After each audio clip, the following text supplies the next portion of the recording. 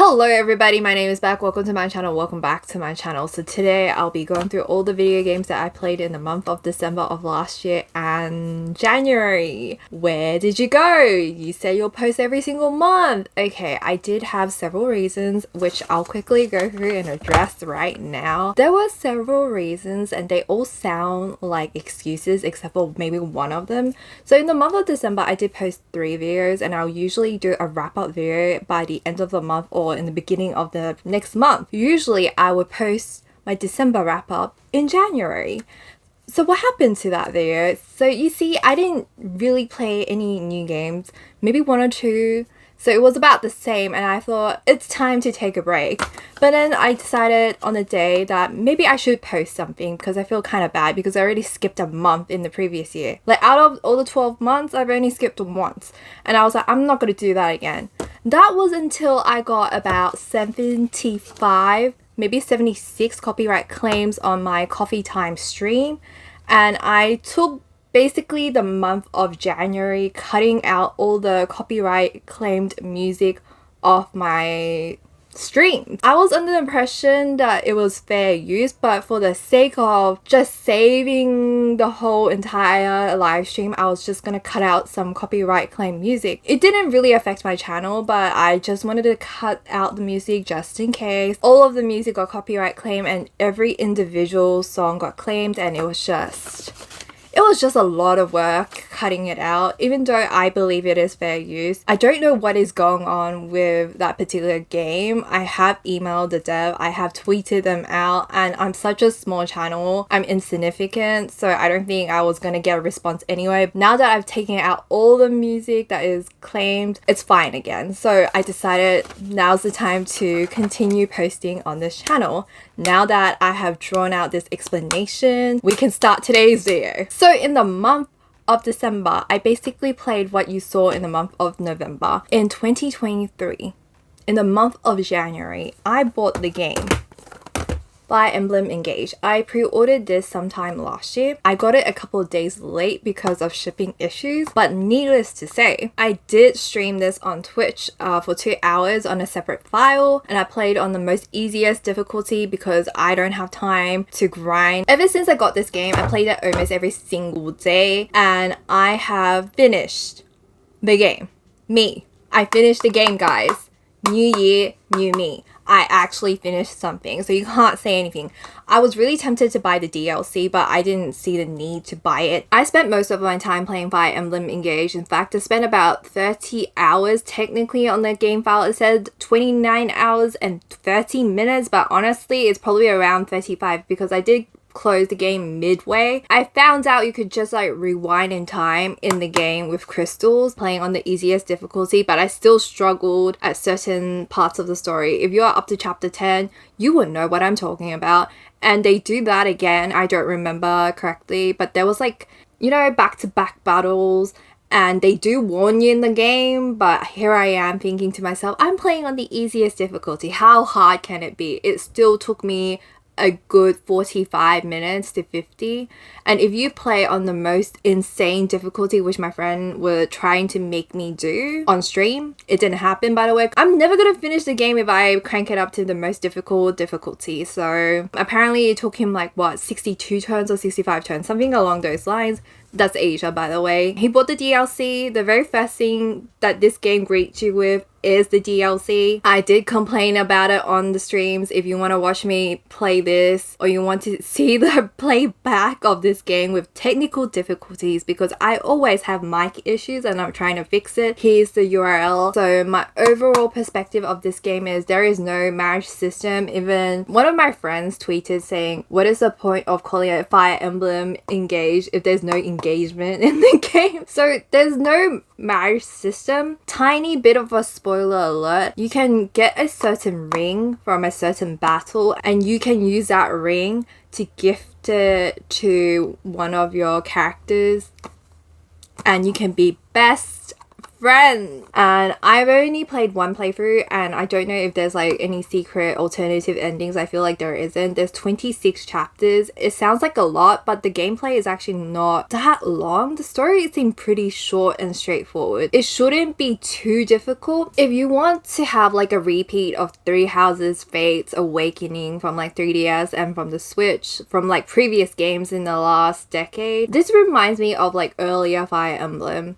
with like, you know, updated mechanics, and obviously the visuals does look better in my personal opinion. The gameplay has improved. If the whole dating sim aspect is what you like about Fire Emblem, there isn't. There is still like social events and they do exist. They still interact with each other, but if you're using it to play, like to get married and all of that, or to get other characters to marry each other, I'm sorry, like they don't have it in this game. But the story was okay. There was some moments in the game where I just wanted to like a character across the face, especially in chapter 10, but that's personally on me. I don't know if I want to buy the DLC because nothing is out yet. There is some stuff and the roadmap is until like December of this year, so I'll buy it later on. But yeah, I have finished the game. I finished the game. So if you're playing on the easiest difficulty, it'll probably take you about 30 to 35 hours, and there are like mini games on the side like fishing, stuff that you have from Three Houses but not as concentrated. If you like those extra stuff, you like interactions and all of that, then I like Three Houses a lot more. This isn't bad. It's different kind of vibes, so have different expectations when you're deciding to pick that one up. I can move on with my other games. So I did play a little bit of Pokemon Violet and Pokemon Scarlet in between December and January, but I don't think I picked it up ever since I got Fire Emblem. So they did have a patch update and they fixed certain things, but I don't really have an intention of going back. I did finish Violet. I streamed Scarlet on YouTube. I don't think I'm gonna continue Scarlet anytime soon. I did finish the main storyline. They do have events, that raid thing, I don't remember what it's called. It pops up quite often and I missed out on almost every single one of them. I've only participated in one because I wasn't that interested. Like, it's a fun Pokemon game, but I'm just not interested in going back for now. So I have Dragon Quest Treasures. I played a little bit on day 1 and again on day 2, but I never picked it up again. But for some reason, I can't get into it. I did manage to pass by the first boss fight and progressed in the story just a little bit, but I haven't played enough to really tell you guys whether or not to grab it because it's okay. I think I just prefer the main series of Dragon Quest and the builders. This one just doesn't work out for me for some reason. The artwork is amazing, the gameplay is okay, the story so far is pretty straightforward, but for some reason it ain't clicking for me. But I did pick this one up. I don't know if I talked about it last month, but here we go. Now, this one, Splatoon 3. So this is empty because it's currently in my Nintendo Switch, and I do plan on streaming Splatfest for next week. Which team are you gonna pick? Which kind of chocolates do you like? Because I'm a milk chocolate kind of girl. I don't really like dark chocolate all that much, and I hate white chocolate. I don't know if that's controversial. Maybe we can verse each other on Splatoon 3 Splatfest, but I have been playing consistently for the past 3 months Splatoon 3. I am so glad I picked it up again. I am kind of missing Splatoon 2 because somebody brought it up that I should just like get another copy of Splatoon 2 so I could play the expansion. I played a lot of Splatoon 3. It's not the kind of game that I usually gravitate towards, but I ended up really enjoying it ever since I started playing at Splatoon 2, and I picked up 3, and I will continue to play Splatoon 3. I have finished the storyline and I'm pretty sure they will do expansion at some point. I don't know when, and I'll definitely pick that one up as well. Okay, Triangle Strategy. Do you guys remember this game? I only started playing this again only really to show my friend Asia respect my progression. I don't really want to go back into this game anytime soon, but I just like went in, had a look, played it a little bit, and then closed the game. So there's that. I think this game is currently on sale, or was on sale for like relatively cheap. That's why he picked it up and he started playing it. It's a really difficult game, and basically these are all the physical games that I played in the month of December to January and potentially to February, but we'll see next month. Okay, on to the digital games of my Nintendo Switch. So Persona 3 and 4 came out on the Nintendo Switch. It's a direct port. They didn't really do anything substantial to upgrade it. And I'm a massive Persona 4 girly, and I've always loved Persona 3, but I don't remember majority of it. I've only ever played like one story side. I've never played the girl side. I've only played the dude side. I don't own a copy of Persona 3, so I decided to just buy the dual pack. I now have a third copy of Persona 4. I have it on my PS Vita physical, I have it on Steam, and I now have it on my Nintendo Switch. And I did do the true ending on my Nintendo Switch. I played it from start to finish. It took me 3 days, and I knew what to do, and I completed all the quests, all the side quests, even though there's no trophies involved. But I adore Persona 4. I saw a lot of people that played Persona 5 go and download Persona 3 and 4 and complaining, saying how dated the game is, how bad it was. I'm like, maybe I have nostalgia glasses on and I just really like Persona 4 and I really like the plot twist. And the reason why I like Persona 3 was because it was a pretty dark story and I enjoyed that element as well. But I have never played on the girls side, like I said, and I'm currently going through that playthrough on Steam. I know I said I bought it for my Nintendo Switch, but in my defense, I was going to mention this on my Steam list because I usually go through my Nintendo Switch, then my PS5, and then my Steam, and then maybe my iOS and Android iPad games and whatnot towards the end, and then I just like wrap up the video. But anyway, my dearest friend Marco, or Lightverse on Twitter and on Twitch, decided to give me Persona 3 out of nowhere. It was on my wish list, but I didn't think anybody would actually buy something off the wish list. But basically Marco, my dearest friend Marco, decided to give me Persona 3 on Steam. So I got Persona 3 from Marco. I streamed it on Discord to Daniel and Asia Respect, or bracket man for Daniel. I gotta admit, the game does look better on the Nintendo Switch than it does on a big screen for the PC. That's all I have to say. I think I just prefer it on the Nintendo Switch, but I'm really thankful that Marco got me a Steam copy and I did stream it to my friends. After playing that for 3 hours, I decided to just buy another set of copies. So the Steam was a gift, and after being given Persona 3, I decided I might as well just buy the dual pack on the Nintendo Switch so I can play it portable, because I don't have a Steam Deck. They don't sell it here. They're planning to, and once that happens, then I really don't have an excuse. But I just prefer games to be portable, and that's my excuse of why I decided to buy Persona 3 and 4. But I did end up playing most of 4. I finished 4. I haven't started on 3 on my Nintendo Switch, but I did start on my Steam copy. Anyway, let's move on. We've been here for like 15 minutes at this point. So I also started playing Farm Together. I used to be really addicted to Farm Together. My friends Sushi Fairy, Chizu, and your player 2, Josh. Just imagine all my friends, a good chunk of them, like at least 14 people I know, was addicted to Farm Together. So what is Farm Together? Farm Together is kind of like a combination of a mobile app game like Farmville. Remember Farmville? That was on Facebook before it got...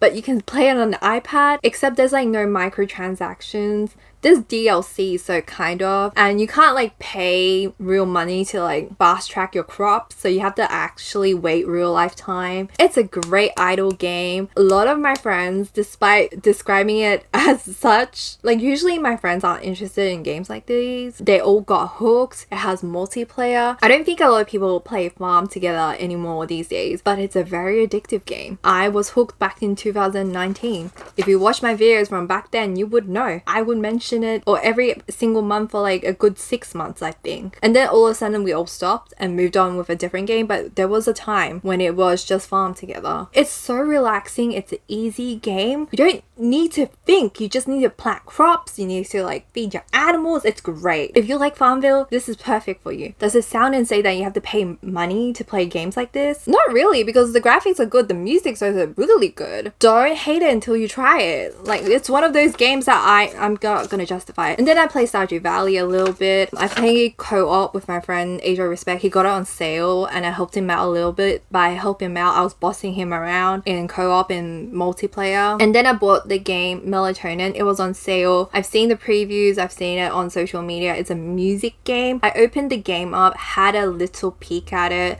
Didn't really play it, but it looked pretty good. I think it's mainly mini games and it's supposed to be like soothing and relaxing, and I love music games, so that's why I picked it up, but haven't played it yet, can't say too much about it. I got it for 10% off, so yeah, that's why I picked it up. On to the PS5. This is the only game that I even opened up and tried. I tried streaming this a couple of times on Twitch, it didn't work out, but it is Bratz Flaunt Your Fashion. I didn't actually end up playing it. I just opened up the game, installed it, had a look-see, and then I got closed. Is it a little bit overkill to buy it for your PS5 and have the physical copy and then pay almost full price for it? Kind of. You can get this for like really cheap. I heard the gameplay is really fast. This is the price of childhood. I played this when I was a kid. I think it's the same game. There were several Bratz games. This is one of them. I heard the gameplay is really short though, but I should have just streamed it. Yeah, I just ended up playing Genshin Impact and I streamed it a lot because there was a streaming event and that's the digital component of it. And I also played a little bit of Spiritfarer. I ended up gifting Spiritfarer to a couple of my friends last month because it was on sale, because some of my friends like Shushi like drew me like a PNG avatar on my Twitch. It's one of my favorite games. Spiritfarer is kind of an emotional game though. It is casual, it is fun, the graphics are amazing, the gameplay is nice, the story is really sad but in a good way. It talks about grief because the whole premises of the game is to take souls and bring them to the afterlife. It's a really good game, but it's very emotional. That's how I would describe it, and it's one of my favorites. I'm such a great friend that I'm gifting like sad emotional games to my friends, but 10 out of 10 would recommend to anybody. If you like games that I play on this channel, then you'll definitely like it. It's also like one of the PSN catalogs if you have the middle tier extra on PlayStation, so you can just get it from the catalog for like free, but you do pay a monthly membership, so it's not technically free. If it's like one of those games that's just there and you want to try it out, at least you don't have to pay additional money to try it out. Onto Steam. I actually have a lot of games for Steam this month. Let's go. So the first thing I tried out was Kart Rider because my friend Jeff insisted that it was really fun and he spent all of his weekends playing it. So on the day that it came out and I could hop on, I forced my friend Backerman Daniel and Asia Respect to play it with me, and they told me to never do it again.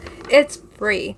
So what is Kart Rider? Kart Rider is kind of like Mario Kart, but chibi avatars by Nexon, you know, the company that makes MapleStory. It was really laggy on my computer and my internet was chugging because I was playing with my American friends. Maybe that didn't help. So we all played a little bit of Kart Rider. I streamed it for a little bit. I made my friend Maiko Baiko join in midway through my stream. It wasn't that bad, but it definitely lagged and it was pretty new. I think I got it on the second day. Pretty sure I downloaded the game a day after its launch date, maybe 3. So it was still relatively new. It was chugging. It's technically free. There's like DLCs, you know, with like free games there's a whole bunch of like additional stuff that you can buy to subsidize. It was okay. Obviously it's not as polished as Mario Kart. For a free game, it's alright. I'm hoping in future updates they will like fix some issues. There's definitely bugs in that game, but I don't know if I want to go back to it. I actually ended up uninstalling the game because I needed room to download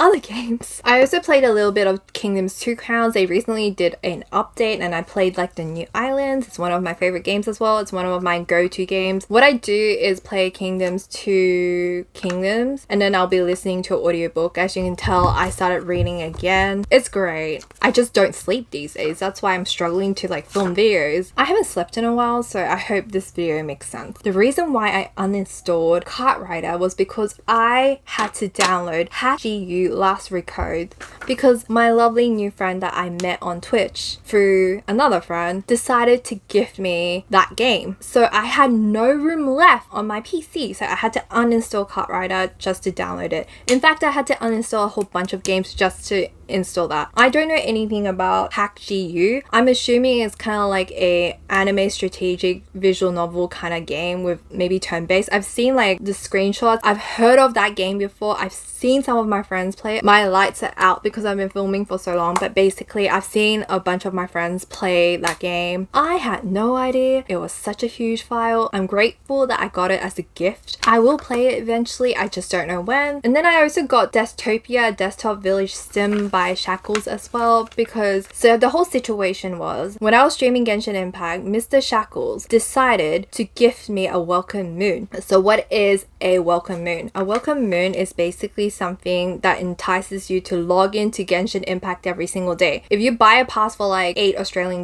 that's how much it costs for me. They'll give you 90 gems each day if you log in that day. So if you don't log in that day, you don't get the gems. So the whole thing is just to like lure you back into the game. And I was just telling him that I don't really play Genshin Impact unless there's something like a streamer event where I have like extra incentive to actually play the game. And after he heard that, he decided that he wants to get me hooked back into Genshin Impact, so he gifted me a welcome moon against my will. So in retaliation, I gifted him a game on Steam, and then he gifted me Dystopia, and then I gifted him another game, and then he gave me like Hack GU. So I won that fight because I gifted him something back, but I think he's just gonna like stack up another monthly subscription on my end, so I hope he doesn't do that. I don't think he watches my videos, but if you do, listen, we can't keep doing this. I'm not rich. We need to stop. I know the games were all on sale, but we need to stop. Moving on.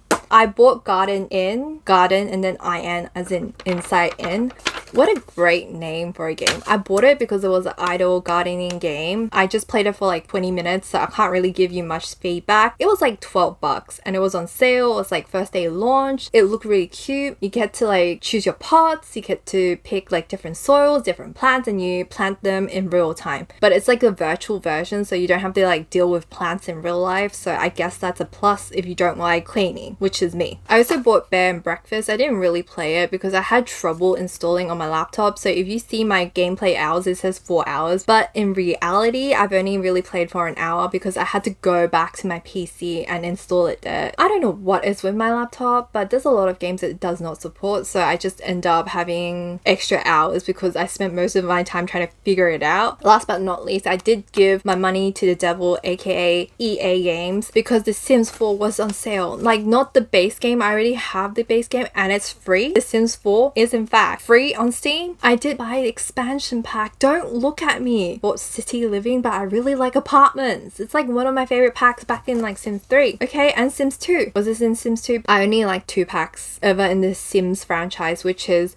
the University, even though it gives me like anxiety thinking about uni, but Sims University was the best. And I also like City Living, which is like apartments and high rises, which is, I think I have a problem. Never mind, let's move on. So I bought that. It was on sale in my defense. And I also bought like a stuff pack. It wasn't a stuff pack. I don't know what they're called these days, but I bought the knitting pack where your Sims can knit. I know it sounds insane to most of you guys, but I bought that. It was also like really cheap. It was cheaper than a cup of coffee, so don't look at me. Don't judge me. I feel the judgment already. It was fun. I play Sims like once a year. I think most people that I know kind of have this like phase where they, for like a couple of days in that one period of the year that you just play Sims and then you just never log back in. And that was my Sims moment. So yeah, I played a little bit of Sims 4. It was fun. I love designing small spaces, even though I don't have the patience to play the game after I'm done designing, which I don't know. Some people have different play styles for The Sims and I'm just a weirdo. And I like creating one sim and then meeting up strangers and building my family from the ground up. Guys, how do you play Sims 4 or The Sims in general or stuff like that? Anyway, I think I've rambled long enough, and if you have any upcoming games you'd like to let me know, feel free, because I'm kind of out of the loop. I've been reading a lot, as you can probably tell, so I'm slacking in terms of like my gaming